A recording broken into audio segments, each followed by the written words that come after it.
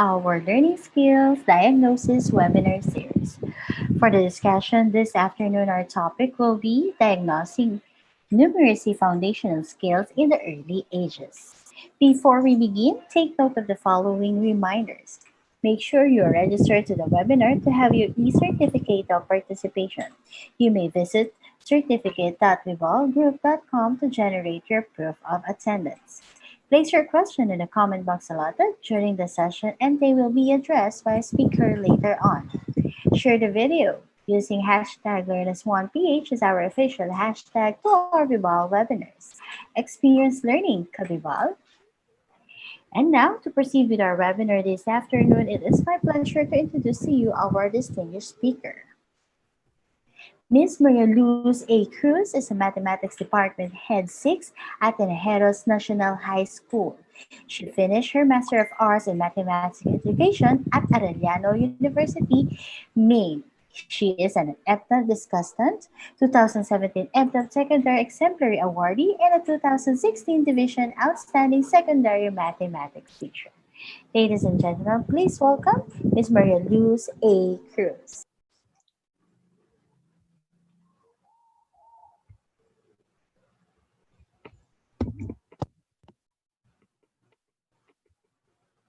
Okay, thank you po, ma'am. So, good afternoon, mga kabibal. So, this is my second time to be with you discussing another topic, which is obviously about mathematics. And this will surely help us educators to fully understand and to design a specific lesson that is applicable to each and every learners. Okay, so good afternoon once again. So let's start now. So the topic is about diagnosing numeracy foundational skills in the early grades. So I will start now first on showing you a picture, and I will look now on the chat box what is your understanding and analysis of the picture that will be presented to you. Okay, so let's start now. Okay. So the first picture tells us what? Okay, so I'll be looking on the chat box here. So any analysis on what is seen on the picture or what is seen on our screen? Hi ma'am, excuse po. Pa-share na lang po ng screen po natin. Okay. Hindi pa nakasin, ma'am. Sorry. Thank you po.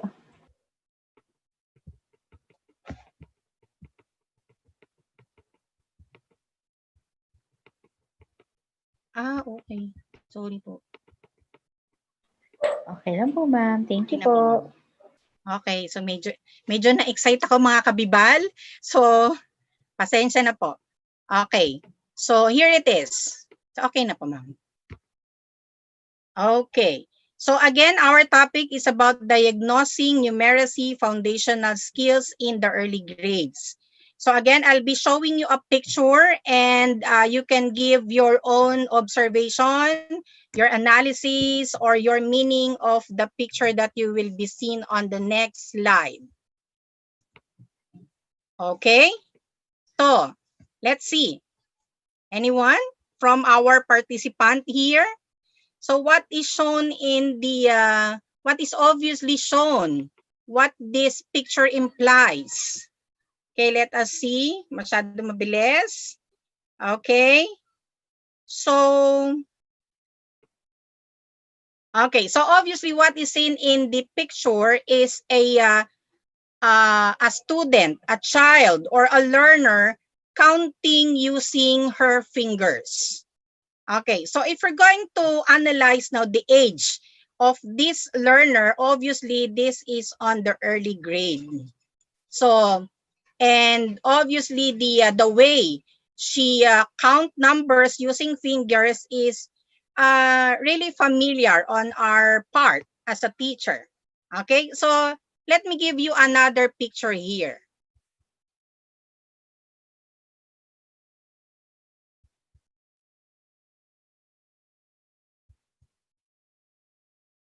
Okay. So, if we're going to look now on these pictures, okay, it still this shows now the same traits that is given on our first picture. But however, if we're going to look on this set of pictures now, so what is obviously seen? Where do they differ?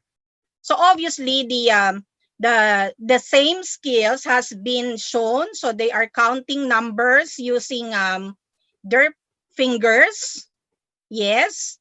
So what is then the difference between these two? Okay. So if you're going to look now on the second set of our pictures, this shows a learner counting using his fingers. However, if you're going to look on the picture itself, there is a big difference on the age gap between these two learners, isn't it? So, as an educator, we must be aware of the mathematical skills that has been shown or practices by our students. Kasi baka mamaya, yung kanyang ability to count or the skills niya in counting ay hindi na akma sa kanyang edad. So if we're going to look on the picture dito sa kabilang side natin, no? So a little girl counting using her fingers, so obviously given pa siya. Pero if we're going to look on the second set, obviously this is older enough, the first one. So as an educator, we must be aware of that. Kung ang estudyante natin nagpapakita ng ganitong manifestations at hirap na hirap siya, there is really a difference and a gap on his numeracy skills or the foundational numeracy skill of this learner. So meron tayong dapat gawin. Okay, so next. Bakit nga ba may ganito? Bakit nga ba hindi maiwasan that there are really certain students that is practicing this gap? Okay, so there are reasons why students struggle in math. Okay, so let us enumerate one by one. So attention difficulties. So as students solve problems in mathematics, so we already know that math is a multi-level in process. Okay? So if a student is not focused on solving problems step by step, there must be a loss of attention. So that will come now to an end that the student cannot be able to solve the problem correctly. Kasi yung proseso pa lang niya, hindi na niya masundan. Okay, so next po. Math always builds upon previous concepts. So we already know that as an educator, as a math people, okay, so solving math problems, okay, really have this hierarchy or these combinations of the basic concepts up to the bigger one. Kumbaga, simpleng alam ng bata, papunta doon sa malalim na pagkaalam niya sa matematika. Okay, so next. So there is really a big role on the retention part of the students kung paano niya i-apply yung mga dati niyang natutunan sa mathematics. Okay? So next, concepts are learned but not understood. So what do we mean by that? Parang ganito. So, alam ng bata na ang 4 times 4 ay 16. Okay? So, however, bakit niya alam? Maybe, kinabisado niya lang yung multiplication table. Okay na. From 1 up to 10. Okay? So, alam niya yon. But the concept and the use of multiplying numbers, hindi ganun ka-broad yung alam niya. Okay? So, let us give an example of that para mas medyo ma-deepen pa tayo. Ano nga ba yung sinasabi dito na concepts are learned but not understood? This talks on the application itself. So as the student learn in an early grade, a multiplication of numbers, sabihin na natin one digit number, but as a student level up, okay, nagpunta na siya dun sa mataas na level ng kanyang pag-aaral, hindi niya nadala yung basic at hindi rin niya na-i-apply. Okay, so yun po yung sinasabi natin doon. Okay, so next, lack of practice and patience. So we already know that students have a short span of retention, a short span of patience when it comes to solving mathematics problem. Okay, obviously this is also related to one of my previous topic before, which is about dyscalculia, if you remember that. Tama po? Okay, so hindi gamay ng bata, hindi niya mai-apply, so kulang siya ng pagpa-practice, ng pagsosolve ng problems from identifying the given, from looking for the correct formula, to apply the correct process. So, hindi ganun kahaba yung pasensya nila. Kaya sila nahihirapan sa mathematics. At dito papasok yung malaking role natin bilang mga educators. Okay. Then next and last, so ito given na tong statement na to Signan natin, no? Where am I going to use this? Okay? So alam natin yan, parati nating naririnig yan sa bata, lalo na kapag medyo maigsi na yung pasensya nila, sasabihin nila, ma'am, saan ba namin gagamitin to? Bakit ba namin to inaaral? Pwede naman ganito lang, pwedeng ganyan lang. Okay? So as an educator, we must think of it. Why is it that students keep on asking this question? Bakit parang pambansang linya na nila ito pagdating sa mathematics? Okay? So if we're going to look back on our strategies in mathematics, okay, remember that math is not just a terminology. It is not just a term. Hindi lang ito definition. Hindi lang ito nagpapakita tayo ng formula tapos susundin nila. Hindi nagtatapos doon. So, para masagot natin itong tanong na ito, saan nga ba nila gagamitin? So, papasok ngayon yung application natin ng iba-ibang pamamaraan ng pagtuturo. Let the student experience and apply what they have learned in real-life situation. Okay? So, yun yung sinasabi natin na if a student learn the theory, okay, dapat mai-apply niya yon in real life. Okay, so if we're going to look now on these top reasons why students struggles in math, magkakaugnay silang lahat. And these first four will answer the last and the question that students are keep on questioning us, where am I going to use this? Okay, so let us help our students to have more practice and patience in solving math problems. Dapat alam nila kung ano ba ang application ng mga konseptong inaaral nila, na ito ay hindi lang memorization.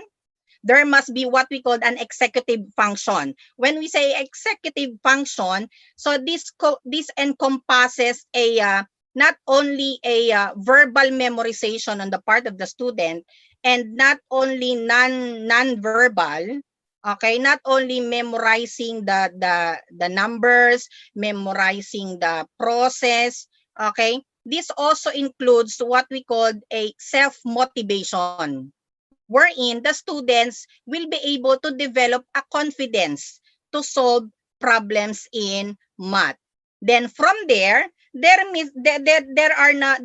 be now an answer on their attention difficulties. Pag alam na nilang lahat, natutunan na nilang lahat, malalim na yung pagkaalam nila, okay? So ibig sabihin, unti-unti masosolve or malalampasan ng bawat estudyante yung mga problema nila pagdating sa mathematics, especially on the basic math. Okay, so next po. Okay. So, why is it that these struggles in mathematics came up? Okay. So, there is the national report of the Philippines in the PISA 2018 result or the Program for International Student Assessment. So, ito po yung ilan sa mga national report of the Philippines sa ating assessment in mathematics. Actually, not only in mathematics, no, it also in science and reading. Okay? So the Philippines place the second lowest in mathematics. So it is 353 compared to the OECD average of 489. So it means that hindi natin na-reach yung average score. Okay, next po. Only 1 out of 5 Filipino students, 19.7%, attained at least the minimum proficiency level or the level 2 in mathematics literacy or in mathematical literacy. And among participating Asian countries are Filipinos. Okay? So, next. So among the participating Asian countries, so Filipino students performed closest to but significantly behind Indonesian students by 26 points in mathematical literacy. Okay, so if you want to search on this national report, pwede naman po. Okay, so actually DepEd already know this 2018 result from PISA. Okay.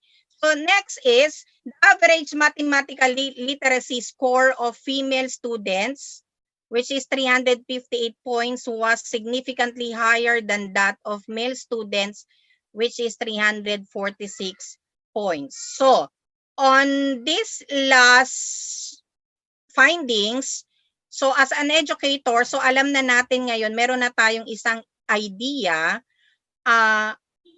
that there is a difference between a female and a male student.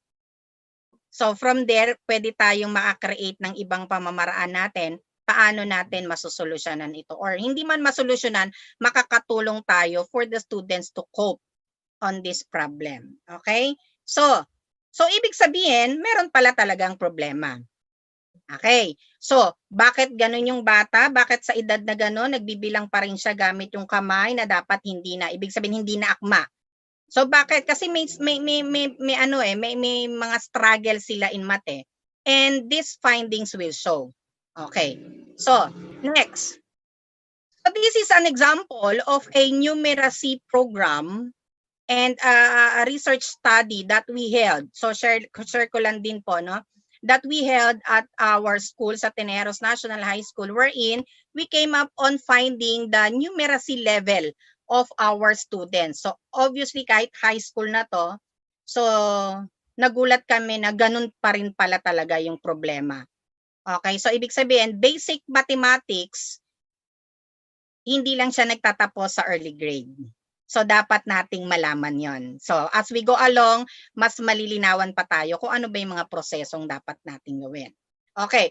So, if we're going to look on this diagram or this pie graph, so it shows that math problems and comprehension has a big percentage. Okay, on the problems of the students. Okay. So, what have we done? So, we done a series of interviews and surveys to our students, and we categorize them into 3.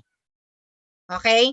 So, and this shows we have math problems and comprehension, social problems, and personal problems. So, magbasa lang ako ng isa doon sa para baka mamaya na-encounter nyo siya, yun na pala siya.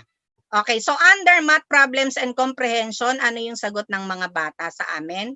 Hindi ko po maintindihan yung mga may letter tapos number. Okay, so yun po, they cannot comprehend. So parang in algebra, so if we're going to connect now that a number represented by a letter, so hindi na nila yun naintindihan, nalilito sila. Social problems, okay, so nakikipagdaldalan, nahihirapan sila sa mga tanong sa math, or kasi nabibilisan sila sa mga kaklase nila na sumagot. Okay, that is about social problems. Then the last category that we had is the personal problems. Okay, so nahihirapan daw siya sa mga tanong sa math. Okay, so something that inhibits on the personal, syempre applied pa rin siya sa social problems. So if you will be dealing on the numeracy skills or levels of your students, pwede nyong gawin ito sa kanila. Okay, you just conduct an interview, okay, with them para alam nyo sila. Okay, next.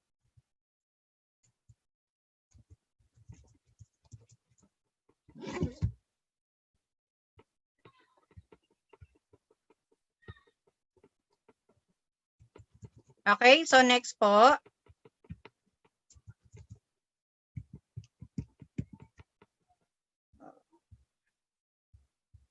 Wait lang po. So naghang siya. Okay? So next.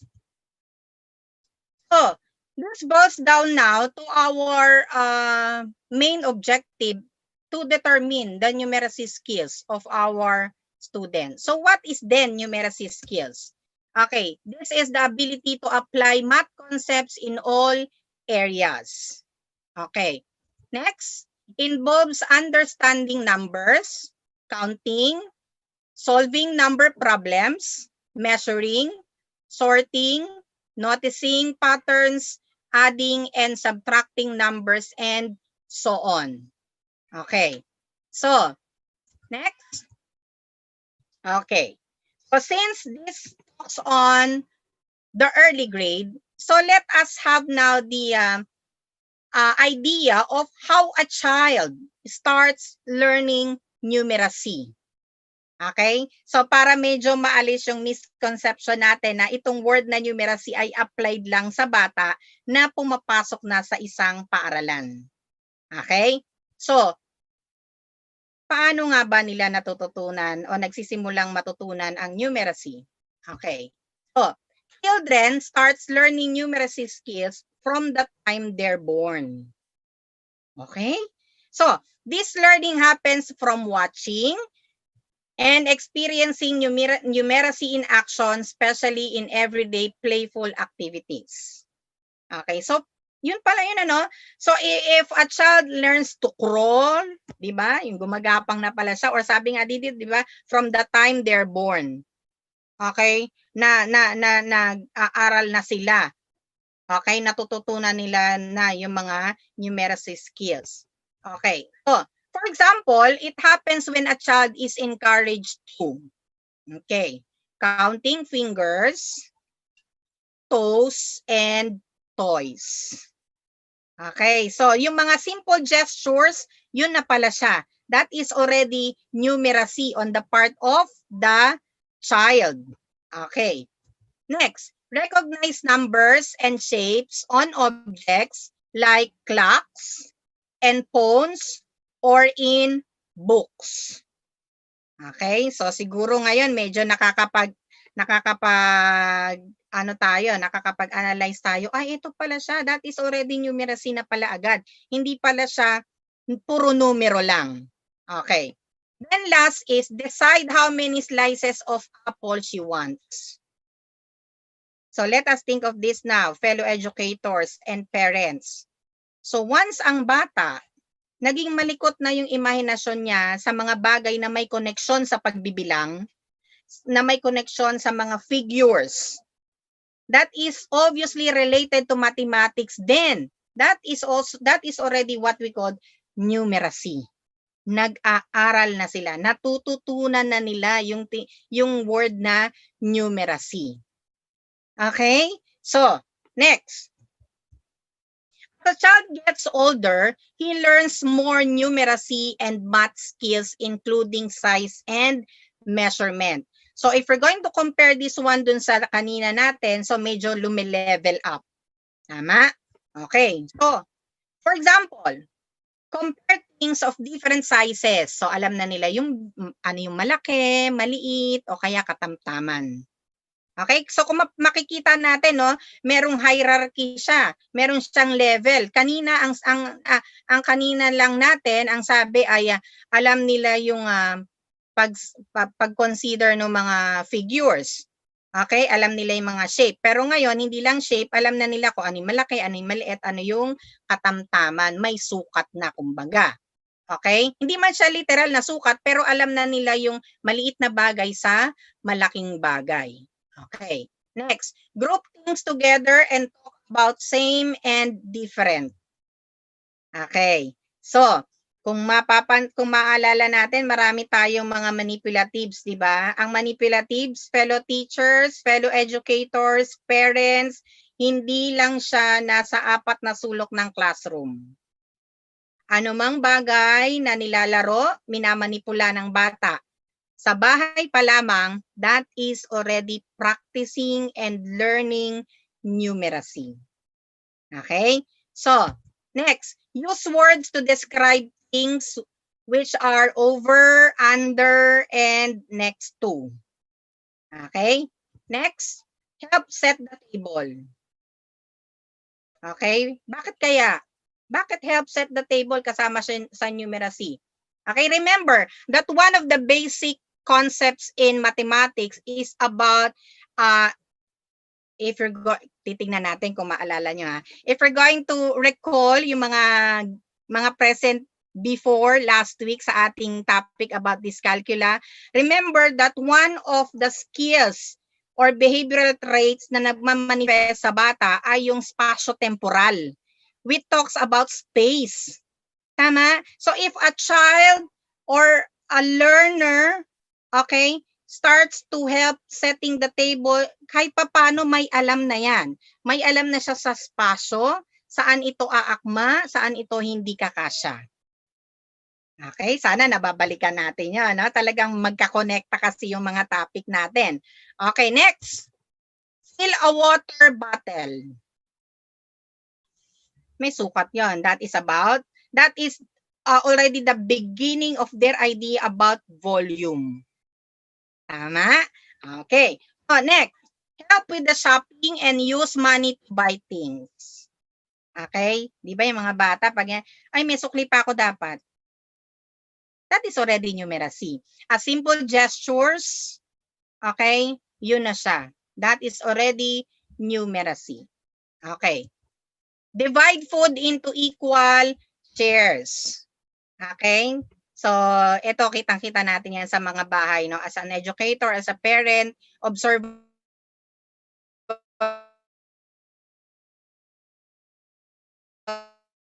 naman ito sa ating mga. As we talk to a child about math concepts, okay, in everyday activities, it helps him, her understand how and why math is useful.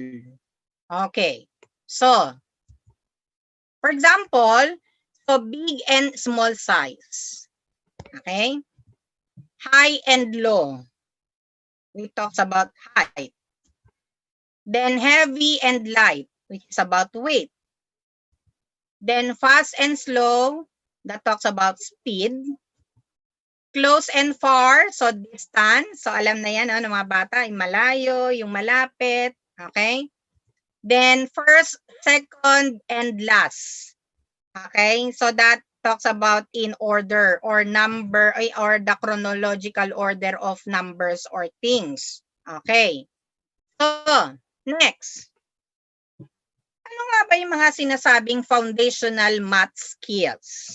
Okay. So, let us see. Children must have an understanding of addition, subtraction, multiplication, and division that underlies the ability of instantly recall these elementary numbers. Okay. So, pundasyon, foundation. Okay. So, ayan. So, ano po yung nakikita natin, mga fellow educators? Baka merong makakapagsabi? Ano po yung ating nakikita? Okay? So, why is it that I made use of a tree na masyadong malawak yung ugat niya sa baba? Bakit kaya? Anong connection nito? Yes, we know that trees have shapes. Yes, may weight yan. Tama. Pero hindi yun yung literal na dahilan kung bakit nandiyan yung larawan na yan. Why is it that we connect or we must connect this picture of a tree, okay, sa foundational math skills? Okay, so let's start. Okay, so under foundational math skills daw, dapat there must be a universal. Okay? Isa-isahin po muna natin, then mamaya expound natin yung bawat isa bakit sa under sa foundational math skills at ano yung ibig sabihin ng bawat isa. Okay, early, conceptual, procedural, mastery. Then there you have the foundational skills. Okay, so analyzing now symbolically this tree, okay, na may mga ugat-ugat sa dyan, okay, this 5 implies the traits, okay, or the mastery or the skills that the student must possess so that there is a strong foundation on their mathematical skills. Kung wala kasi lahat ng mga yan sa ugat na yan, walang magiging matibay na pundasyon. Tama po, fellow teachers? Okay, so let us have it one by one. Bakit importante itong 5 ito doon sa tinatawag na foundational skills ng bata? Okay, so universal. Every child in the world should achieve foundational learning. So lahat dapat nag-uumpisa, dapat may pundasyon. Okay, next, early. Children need to start learning early because those who fall behind really catch up. Okay? The earlier, the better. Okay? The earlier na maturuan ng bata, mas maganda. Kasi pag masyado silang na-late, mahirap na yon. Kung babalikan natin yung dalawang picture natin kanina, yung picture ng early grade na bata, counting numbers using her fingers, at saka doon sa medyo may old na, but still, having the same gesture na hindi na akma. Okay? So, conceptual. Okay, foundational learning must include more than rote learning. Okay, children must be able to understand concepts behind solving problems. So, there is a concept, so dapat merong application yung bata. Okay? So, there must be a real-life application. Lalabas sila dun sa mundo ng mga numero at mga terminolohiya lang. Okay po? Next, procedural. So if a student know na the concepts, then we now go to procedural. So in addition to understanding concepts, children need practice and fluency in procedures. They must learn how to do steps to solve problems and apply skills practically. Okay. So, dapat nakukonect natin itong mga sinasabi natin ngayon doon sa kanina natin na binanggit na top reasons why students struggle in math. 'Di ba? Kung mapapansin nating lahat, ito pa lang, no, itong 4 pa lang na ito ay sumasagot na kung paano tayo makakatulong sa isang bata na mura pa lamang ang edad na nade-develop ang kanyang numeracy skills para magkaroon siya ng matibay na pundasyon. Paano siya magkakaroon ng interes? 'Di ba? Para mawala yung attention difficulty niya. Okay? At kung paano sa dulo hindi na niya tatanungin, saan ko nga ba gagamitin 'to? 'Di ba? Kasi meron nang magaganap na application sa real life. Okay? So, then we have mastery. Alam na niya yung konsepto. Una, alam na natin na dapat may foundation ng bawat bata. At itong foundation na to ay mangyayari sa murang edad. At doon sa murang edad, dapat ma-master na niya yung mga concepts o yung mga dapat na matutunan, mga terminologies, okay? Or the basic concepts itself, dahil nasa early grade tayo. Then after that concept, alam na niya, then he can process or she can process. Pasok na dun sa procedural. Step by step, alam na niya. Tama? And obviously, dahil nagagawa na niya, there is now the development of mastery. Okay, so ano yun? Children should achieve some agreed upon level of proficiency and difficulty against which progress can be measured. Okay, so in this part, okay, dito sa mastery natin, so sabi, di ba, there must be a level up of proficiency.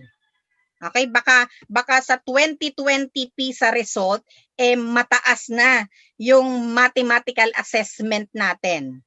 Okay? So kasi alam na natin kung paano at ano yung tatargetin natin na skills under numeracy sa bata natin. Okay? So, with that 5 mentioned, so there you have now the foundational skills. Okay. Basic literacy and numeracy are vital, indispensable. Okay? So we must help now a student to be empowered and be a self-determined in life. So let us help them to embrace the world of mathematics nang hindi sila natatakot.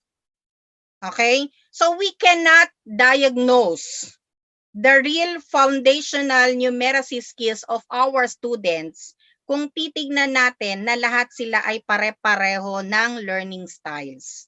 At doon papasok ngayon yung strategy ni teacher. Okay? So, since every learner is different from one another, a teacher must be flexible enough so that he or she can help each and every learner to develop, to be empowered, and to solve problems in mathematics nang masaya sila. At hindi na nila tatanungin yung sarili nila or kayo, ma'am, bakit po nga ba inaaral to? Saan nga ba natin ito gagamitin? Okay po? So, dapat talaga matibay ang pundasyon. Okay. Next. How to assess? Paano natin ma-assess? Okay? Yung foundational skills ng ating mga estudyante. Okay. So way back 2015, when DepEd adopt this EGMA or the early grade mathematics assessment, okay? So maybe some of you are already familiar with this because you already done this maybe on your school. Baka nag-study na kayo about this kasi way back 2015 na yan. But still, alam ko na ginagawa pa rin natin siya. Okay, so what is EGMA? EGMA is a one-on-one oral assessment designed to measure a student foundational skills in numeracy and mathematics.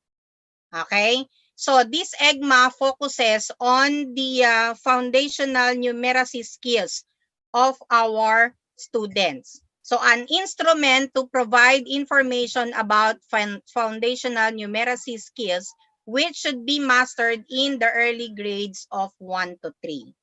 Okay, actually when we talk about early grade, so 'di ba sabi nga sa definition natin, 'di ba? At saka dun sa development ng ating numeracy, the time a child was born, meron ng development or nagsisimula na yung pagkatuto niya sa numeracy. So in our education, when we talk about early grades, so this focuses on learners from kindergarten pa nga lang, di ba? So from kindergarten up to grade 3. Okay, so ito yung mga playful pa yung mga bata. Kaya nga yung word na foundation ay akma sa kanila. Kasi ito yung mga bata na bago pa lang sumisibol. Tama? Bago pa lang silang natututo. Kaya dapat aalagaan natin yon. Kasi whatever will be learned on the early grade, yun yung dadali nila habang lumilevel sila sa kanilang pag-aaral. Okay. So ano yung purpose? What is the purpose of EGMA? So EGMA has been designed to use, okay? So as a country level diagnostic tool. Okay, so this is a diagnostic tool. So akmang-akma talaga sa ating topic which is about diagnosing numeracy skills. Okay, so it is a program evaluation to examine the effectiveness of specific curricula, interventions, or teaching training programs. Okay, so if we're going to look on the purpose of EGMA, as EGMA measures the numeracy level of the students from the early grade, this also opens an avenue for our educators, for ourselves, na makakreate tayo ng mga interventions at makaisip tayo ng mga training programs na akma para sa atin. Remember, whatever has been a process in a teaching training programs, that should be anchored to the needs of our students. Siyempre, nagsiseminar tayo, nagte-training tayo, nag-workshop tayo. Para saan? Kasi hindi lang naman para sa ating mga sarili, kundi higit sa malaking porsyentong pangangailangan ng ating mga estudyante. Kaya nga, kaya nandito si EGMA, and this was adopted by DepEd way back 2015. Okay? So, next. What is a measurement objective? So, let us have this now. Cognitive domains. Okay. Domains. So, syempre, maalala natin yan si Bloom's. Tama? Okay. So, what are the cognitive domains in learning? So, nandyan yung knowledge, comprehension, application, analysis, di ba? Synthesis, and evaluation. Those are the 5. Okay? Those are the 5 domains. So, dahil medyo malawak siya, ma'am, paano ko ba malalaman kung knowledge? Paano ko ba malalaman ano yung tama kong i-diagnose sa bata under comprehension or under application? Okay? So, yun ngayon ang mayroon kay EGMA. So, EGMA includes cognitive subdomains. So, dahil masyadong malawak si Bloom's, okay, na pinagmulan ng ating 5 cognitive domains, okay, so nahimay siya ngayon, okay, into subdomains na focus ng ating departamento ng edukasyon. At ano-ano yon? Okay, number identification. So, ang sabi, those students under early grade, so based sa EGMA natin, di ba? So, there must be a number identification. Ito yung mga dapat na diagnose natin sa kanila. Next. Number discrimination.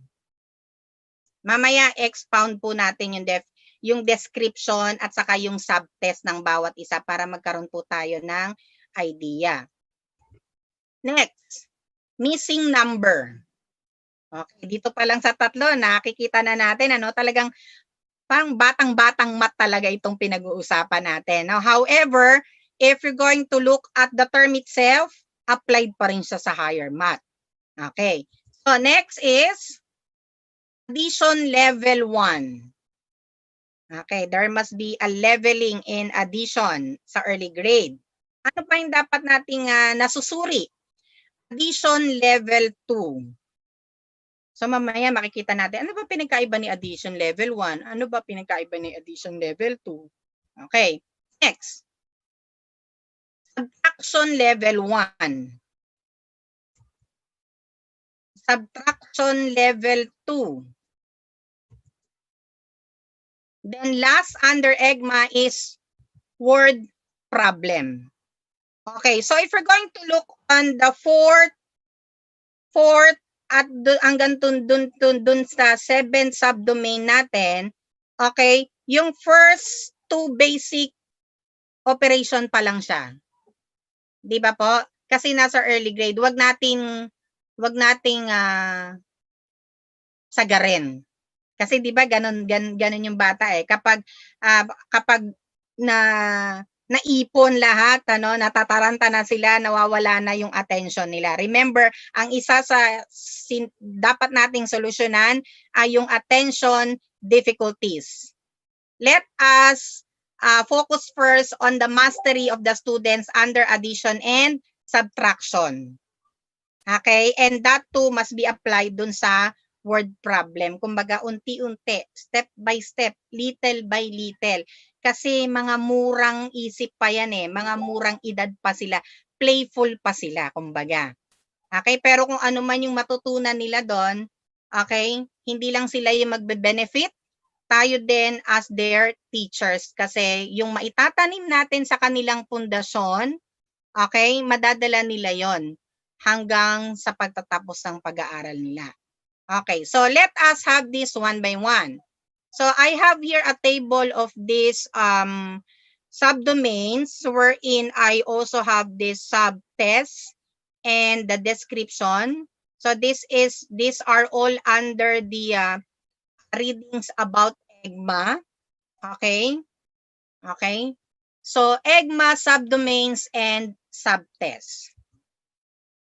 Okay, so this is now our table. So as you can see, there you have the subdomains.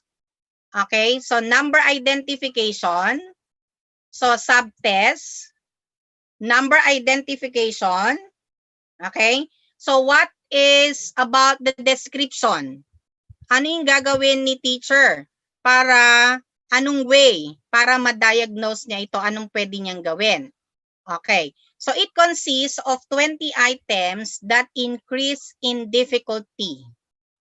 Okay, be mindful of this, fellow educators. If you will be doing a worksheets or activity sheets to address or to diagnose numeracy on the early grade, wag lumampas sa 20 items. Okay po? Okay, hanggang 20 items lang. That is the maximum. Okay, kasi nagbi-build pa lang tayo ng pundasyon sa bata natin eh. Okay po? So, it consists of 20 items that increase in difficulty. It includes 3 single-digit numbers. Okay? 12 two-digit numbers and 5 three-digit numbers. Okay? Students are asked to say each number aloud. Okay, so kasi nga 'di ba ang ating subdomain lang ay ma-identify lang nila yung number. So dapat kung halimbawa even in the new normal setup, kung meron tayong virtual conferencing or we have the asynchronous online with our students, pwede nating tawagin sila tapos basahin nila kung ano yung ipapakita yung numero sa kanila. Then there you have, masusuri mo kung okay ba sila doon sa number identification part. Tama? Okay. Then next, number discrimination. Okay, so subtest, so still that is number discrimination. So it consists of 10 items. Each items are presented as, okay, each item consists of a set of 2 numbers, one of which is greater than the other. Okay, so greater than. So dapat merong smaller number, may malaking number. Okay, so the subtest includes one set of 1-digit number. So dapat meron daw set na mga 1-digit numbers lang. So this is 1, 2, 9. 5 sets of 2-digit numbers and 4 sets of 3-digit number. Students are asked to state the higher of each set of 2 numbers. Okay? Meron nga palang meron palang suggested time allotment if you will be doing this diagnostic process among your students. Yung ating number identification, that is suggested to be given, okay, 1 minute. Dapat for 1 minute na-identify na ng bata kung ano yung number na pinapakita mo sa kanya. Okay? However, sa number discrimination, if you will be presenting two numbers sa estudyante, ito yung wala siyang time limit. Okay? Bakit kaya? Kasi nagpo-process siya. Tama po? Kasi ang alam pala, tingnan nyo ha, ang pinanggalingan natin ay number identification. Alam pa lang niyang i-identify. Pero kasi dito sa number discrimination, dapat alam na niya yung malaki sa maliit. So, kaya there is no suggested time kasi nga nagpo-process yung bata at wag natin yung i-stop. Okay? Let them free of the chances na sila ay makasagot. Okay po? So, next, number pattern identification. So, missing number. So, pwede yan, ano? Okay, so it consists of 10 items. The items are presented as 4 horizontal aligned boxes. So, naalala nyo na siguro yung parang sa itsura nung pinaglalagyan natin ng mga place value chart, di ba? Pwede natin gamitin yon. Okay? So, itong sila teacher online, ngayon pa lang pwede na kayong gumawa ng mga ganong visuals nyo para magamit sa inyong online teaching. Okay, so it consists of 10 items. The items are presented as 4 horizontally aligned boxes. Okay, 3 of which contain numbers and 1 of which is empty. Okay? So, sabi nyo, ma'am, paano po yung chart? Di ba transparent siya? Hindi makikita nila na walang laman. So, syempre gagamit tayo ng colored. Di ba? Kasi nga para hindi makita ng bata natin kung ano yung merong laman doon at wala. Para kung ano man, makikita natin kung paano niya ngayon maiaayos or masasabi kung ano yung nawawalang numero doon sa pattern natin. Okay? Okay po? So, next. Addition and subtraction. So, ito na yung leveling ng ating addition and subtraction. Okay. So, level 1. Okay, level 1.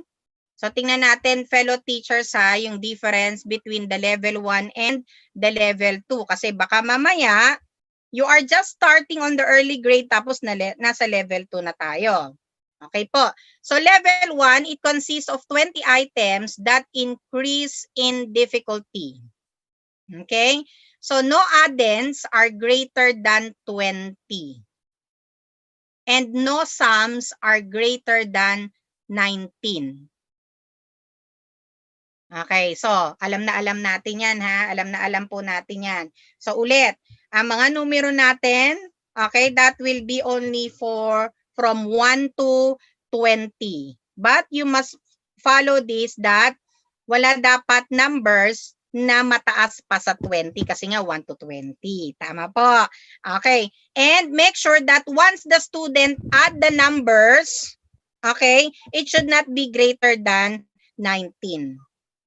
Okay, so halimbawa, 10 plus 5, di ba? 3 plus 5, 12 plus 6. Okay, basta hindi tayo lalampas dun sa 19. Bakit? Kasi kinokonsidera ni EGMA na ang bata in an early age ay dun lang muna sa bracket ng mga numbers from 1 to 20. Doon muna maglalaro lahat. Okay, then pag na-master na nila itong basic operation from addition to subtraction, then unti-unti pwede na natin silang dalhin sa natitira pang dalawang operation. Okay, then level 2. What is level 2? Tingnan natin what is the difference between level 1. It consists of 5 items. Okay? Consists of 5. Medyo bumaba yung items. Napansin po ba, fellow teachers? Bakit kaya medyo bumaba? Okay, kasi medyo, syempre, tumaas na yung level. Okay, so, 5 items that increases difficulty. no sums, that is no. Okay, no sums are greater than 70. O kaya 5 items lang. Kasi medyo tataas na yung sum na dapat nilang makuha. Okay po? Then, addition level 2 is not given to students. Take note of this, fellow teachers. Pakitandang mabuti. Addition level 2 is not given to students who receive a score of 0 for addition level 1. Okay? So, if your student find difficulty in level 1, huwag nyo silang puwersahin sa level 2. Okay po? Kasi ibig sabihin, ang numeracy level ng estudyante nyo, maybe dun lang muna siya sa level 1. This is also good for us educators kung paano natin ngayon igugrupo yung mga estudyante natin. Okay po? At makapili tayo ng tamang estratehiya kung ano yung dapat para sa kanila at akma para sa kanila. Next, subtraction level 1. So subtraction level 1, it consists of 20 items. So this is the same with addition level 1, 20 items din siya, no? That increase in difficulty. The subtraction level 1 problems are the inverse of the addition level 1 problems. Okay, ano kayang ibig sabihin nun?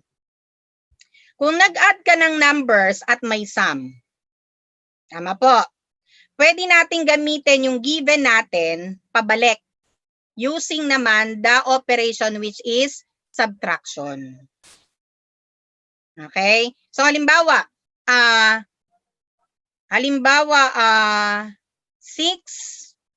plus 8 is equal to 14. So that is level 1. So if you are under subtraction level 1, you can use the same given, pwede rin naman in a worksheet. So if the student has the mastery of that addition of the numbers, so pwede naman if 14 minus 6, so that would be equal to 8. Okay po? So clear po ba yun? At least merong familiarity yung estudyante. Ano pala sila, no? Magkakonekta pala talaga si addition at saka si subtraction. So in a way, talagang makokonect ni bata yung unang dalawang operation na akma para sa edad nila. Okay? Then next is subtraction level 2. It consists of 5 items. So again, na lesson siya. Okay? That increase in difficulty. The subtraction level 2 is not given to students who receive. Same with addition level 2. Dapat hindi sila maka-0 doon sa level 1. And same with level 1 in subtraction. Subtraction level 2 is just also an inverse of addition level 2. Okay? So, that can be one of the easiest way, no, to test if the student really mastered the 2 levels of addition. Okay, the number that you gave them on addition, gamitin nyo siya dun sa subtraction. So, para makita nyo yung number relation din na pwedeng i-apply ng estudyante natin. Okay po? So, next and last is word problems. Okay? So it consists of 6 items that increase in difficulty, 3 of which items use numbers that match 3 items from the addition and subtraction level 1 subtest. Okay? So, in a word problem, kung maalala nyo, yung nabanggit ko kanina, no? Word problems under these subdomains, under EGMA, only for the operation, addition, and subtraction. So as an educator, if you will be using this diagnostic tool from EGMA, huwag mag-create ng worksheet na about multiplication and division. Tapos makonsumi tayo sa estudyante natin. Hindi nga yun yung level nila. Okay? So we must have that focus only on addition and subtraction. Okay. So sabi dito, 'di ba, assessors, so we are the assessors itself, mga teachers, kasi tayo yung gagawa nito, no? Assessors also keep track of whether the student use one of the 3 problem solving strategies. So ano-ano 'yon? Tingnan nyo. Ano-ano daw 'yon? So, strategies on finger, okay? Tick marks, paper and pencil calculations, okay? Solve problems in his or her head, pero dapat hindi limitado. Ibig sabihin, open time siya. Okay?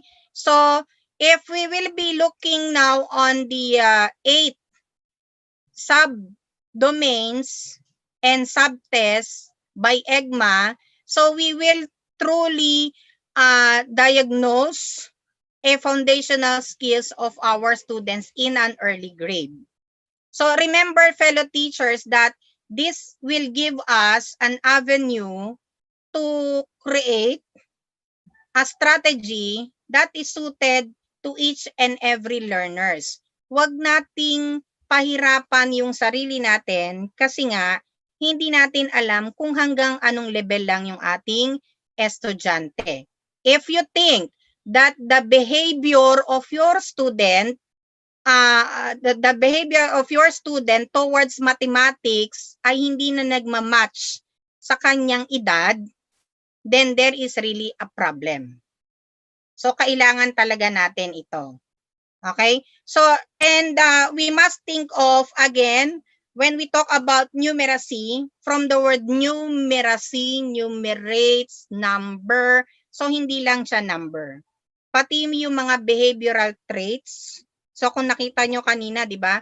So, meron tayong mga social problems, personal problems, okay? If students find it difficult kasi may problema sila, may social problem sila, may personal problem sila, even in an early age, okay? So, masisira yung development, hindi magiging ganap. Okay? So, teachers can collaborate to each and everyone para magkaroon tayo ng isang estratehiya na dapat at aakma sa ating mga estudyante. This EGMA is really a big help for our students, sa ating lahat, para malaman natin nasaang level ba yung estudyante ko. Baka mamaya pinagdi-divide ko ng husto, nagagalit pa ako, yung pala addition level 1 lang pala siya. 'Di ba? Okay, pero suggestion is do not, please, fellow educators, no? Do not tell the students na, oy, level 1 ka lang. Oy, level 2 ka lang. 'Di ba po? Okay, remember that the love of the students towards mathematics still lies sa ating mga teachers, sa ating mga math people, sa mga guro ng sipnayan, 'di ba? Okay? Kasi 'di ba, why ako nagtagalog, 'di ba? Kasi when we talk about early grade, again, kinder to grade 3, 'di ba ang math ng grade 1 to 3 ay mother tongue? Tama po?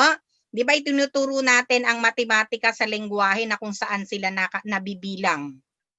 And that applies the contextualization, localization. 'Di ba? Okay. So again, this process of diagnosing our students, balik ko lang po let us have a sum up of this. Again, you can look for EGMA.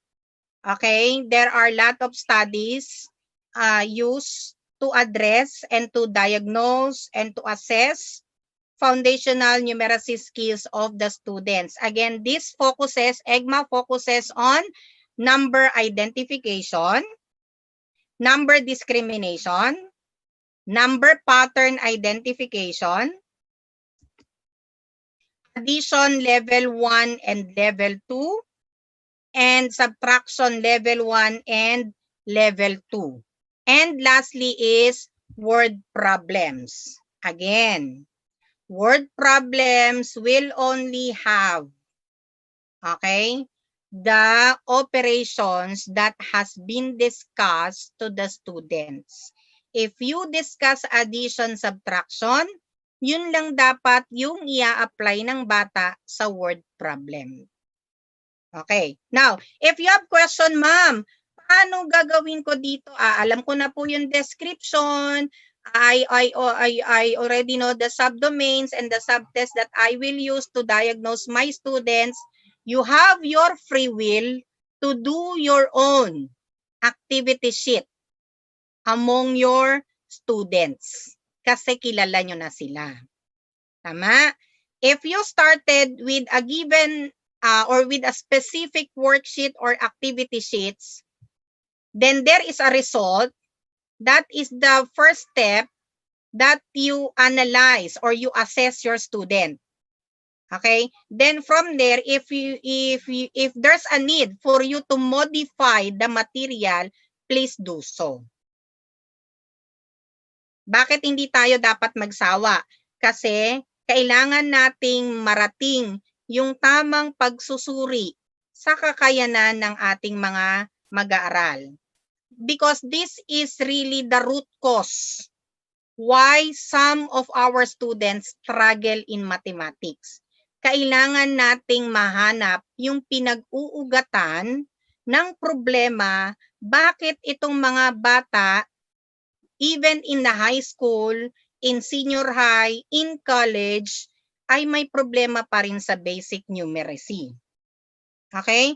And that problem can be addressed, will be addressed, and can be solved if we do follow this right way of diagnosing them with the correct diagnostic tool. Okay po? So, you have the freedom to do your own. If you want, you have your co-teacher to validate and evaluate your material para naman masabi nyo na hindi lang ikaw yung basta nagbigay sa bata nun, talagang merong pinagdaanan na tao at nagsuri noon. Okay? Ang tamang pagsusuri ng isang learning material na ibibigay natin sa estudyante ay magbibigay sa atin ng tama ring pagsusuri at kaalaman kung nasa ang level na ang ating estudyante para naman tayong mga guro ay maka-level up din naman, okay, at maka-create or maka-design, maka-desenyo ng mga learning materials na akma sa bawat isang estudyante. Okay po? So, okay. So, let me end with this. So, part of teaching is helping students to learn how to tolerate ambiguity. Consider possibilities in a question that are unanswered. Okay, this is by Sarah Lawrence Lightfoot.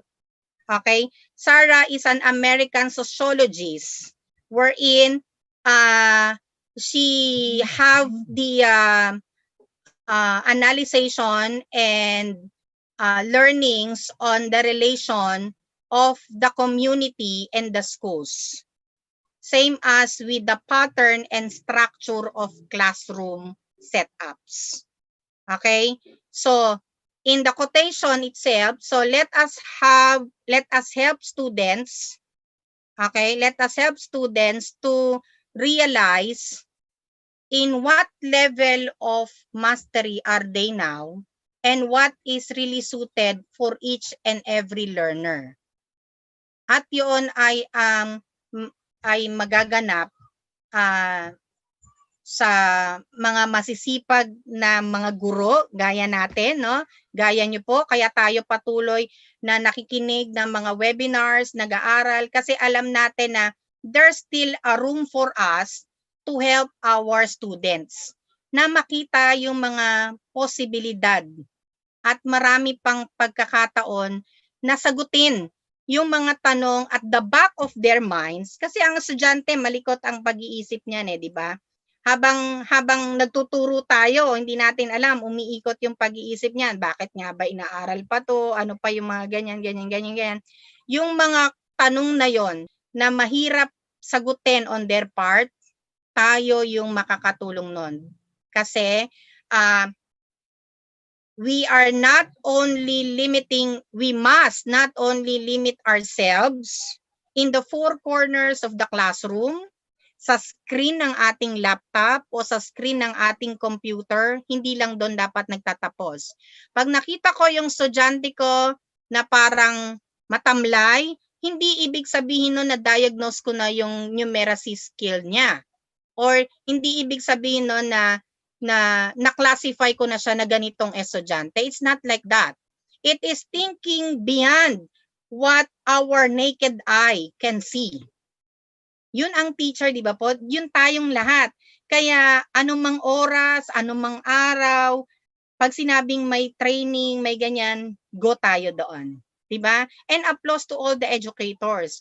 Okay, so let us apply this, sa early age pa lang, let us apply this diagnostic tool again from EGMA. This will really help you a lot to determine the level of your students and for you to develop a material that is suited for them para naman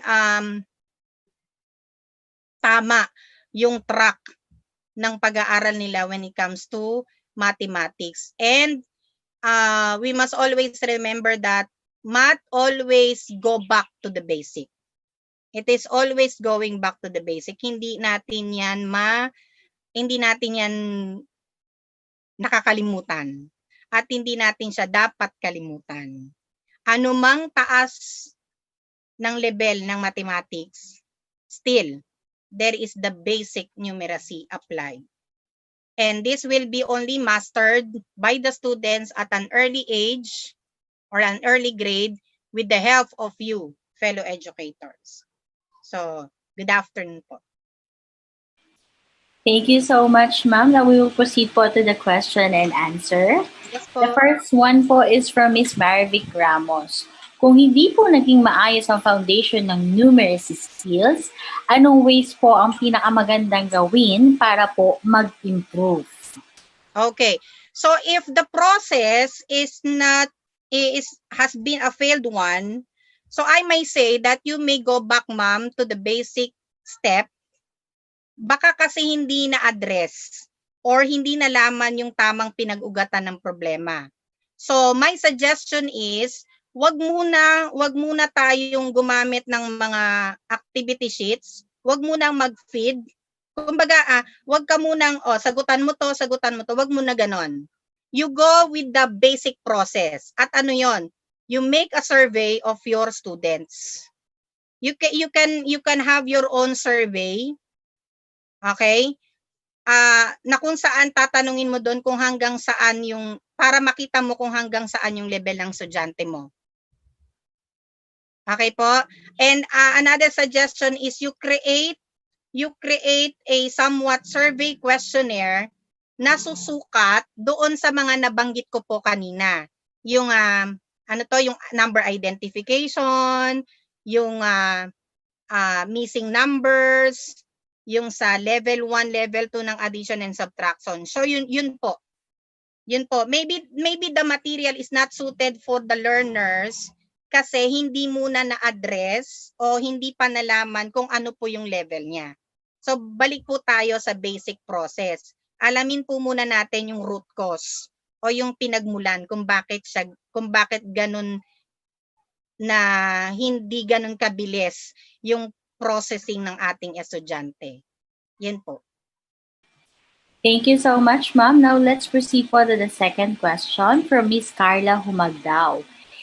Is diagnosing our learners' numeracy skills or problem possible in distance learning, especially those on modular or self-learning po?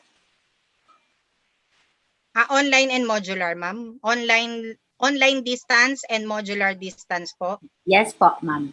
Okay. So, this new normal setup is really a big adjustment for us educators. So, literally, if we will think of it as a problem, that is really a problem. Okay? First is, we are not sure enough if we can reach out sa lahat ng mga estudyante natin. Okay. So, pero dahil ang mga guro ay sadyang mga creative at magagaling talaga at mapamaraan. So, hindi man hinihingi sa atin na agad-agad come October 5 magaling na at maayos na yung ating proseso, pero little by little ay alam nating lahat na magagawa natin yon ng paraan. So, what would be the ideal way? Okay? My suggestion is, first, if you are in an online teaching or online distance learning, so you have the access to have a virtual conference among your students. Tama po? So somehow makakapag face-to-face kayo, pero virtual lang siya. Okay? So yun yung binanggit ko kanina na since online, pwede kang gumamit pa rin ng mga materials, ng mga manipulatives para ma-address mo ulit, balik tayo ulit doon sa dapat ang manipulatives mo, ma-address niya yung mga subdomains natin under EGMA. Now, when it comes to modular, okay, kasi medyo talagang malayo no? Malayo yung ni online kay modular kasi pag sinabi mo kasing modular distance learning, talagang may posibilidad na hindi mo makikita yung bata, babalik lang sa iyo yung module, kukunin lang nila yung module, something like that. My suggestion is this now, ma'am.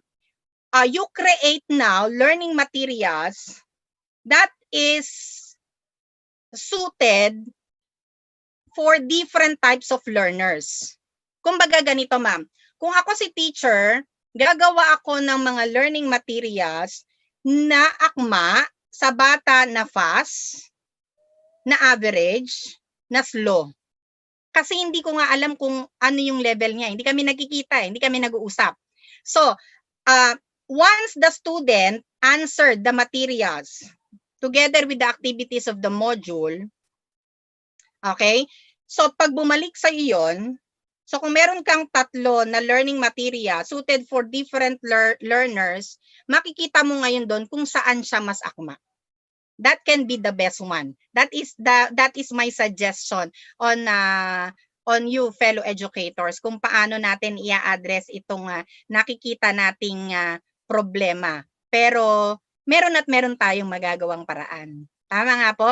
And one suggestion dun sa ating both online and modular, if you have the copy at first of your module, maybe you can draft ahead of time your learning plan. Tama po? Kumbaga, pag kinuha ni bata yung module, may kasama na siyang learning plan. Tapos, ilalagay mo doon isa-isa, okay, ano yung mga sasagutan niyang activity? Ano yung dapat masukat sa kanya doon? Para si bata, hindi lang siya sagot lang, ganyan. Kumbaga, meron siyang susundan. May guide siya, kumbaga. Yan yung learning plan na manggagaling mula sa'yo. Na magiging gabay naman sa pag-aaral niya. Yan po yun. Okay, so that is my suggestion. Kaya natin yan. So you just assess ahead of time. Di ba sabi nga, we are assessing students before, during, after. So in this new normal setup, medyo mahirap tayo kasi dun sa during. Kasi when you say during, ito yung nangyayari sa 4 corners of the classroom, yung nagbabalitaktakan tayo, nagdi-discuss tayo, nagki-create ng sariling formula yung bata. Okay? However, itong during na ito, tignan natin siya doon sa proseso ng pagbabasa ng bata doon sa learning guide na ibibigay mo sa kanya. And that will be answered doon sa assessment after, pagbalik sa'yo ng answer sheet at saka nung mga supplementary material na ginawa mo para i-address mo kung nasaan ng level ang iyong estudyante. So yun po yung suggestion. Yun po Thank you yung so sagot much. din sa tanong. Thank you so much, ma'am. The last question po would be from Mr. Danny Delectus. How effective po is numeracy intervention in early years of schooling? Okay. So, numeracy in early grade is really a big help for the students to develop mathematical skills such as knowledge, comprehension, application, analysis, synthesis, and evaluation. Okay? All of the areas of mathematics, higher mathematics, if we're going to look on the problems even in calculus, for example, no? Even in calculus, we are still applying, although we are not aware, we are still applying this basic math. Students are multiplying numbers. Students are connecting ideas from one another. Students are looking for patterns. Those are all under numeracy. Okay? So kaya ganun siya kaimportante na dapat yung foundation ay talagang mananatili habang lumilevel sa grade yung ating estudyante. Okay? So again, kahit higher math na yan, aware or not, we are still going back to the basic numeracy. Ganon po siya kahalaga. Ganon kalaki yung silbi ni numeracy sa bawat isang estudyante at sa ating mga guro para ma-determine natin, ma-classify natin kung ano yung mga estudyante natin. Because numeracy will give us an idea what learning style our students have and what kind of instruction is suited to each one of them. Thank you po. That's all the question we have for now, ma'am. Any last reminders to our viewers po? Okay. So we are come near October or October 5, no? Medyo nalalapit na po tayo sa October 5, but still I am very happy to observe and look for teachers who are still looking for trainings, workshops, seminars that will help in their professional developments as well as personal development. Kasi this new normal, since this is new, di ba? New talaga siya.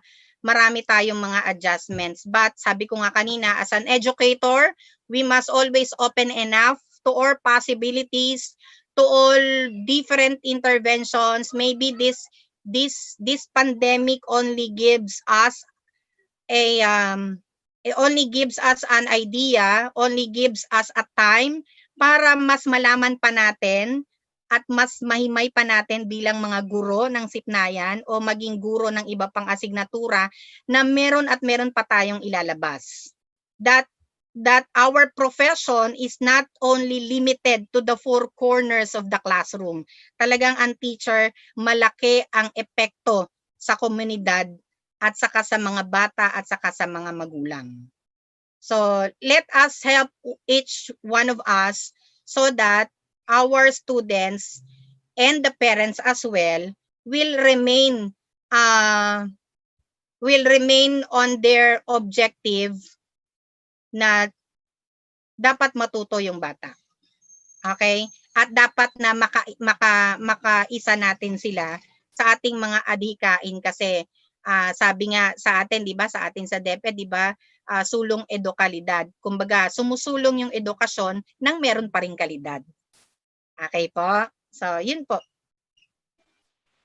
There we have it. On behalf of Vibal Group Incorporated, I would like to thank you, Ma'am Luz, for being our speaker this afternoon for this comprehensive and insightful learning session. It is really an honor to have you with us today, ma'am. And to all our Kabibal viewers, all thanks to you for your continuous patronage to our Dirty Learning session. We do encourage you to subscribe and watch on our official Vibal Facebook and YouTube channel. Muli maraming salamat po at magandang araw sa ating lahat. Goodbye everyone!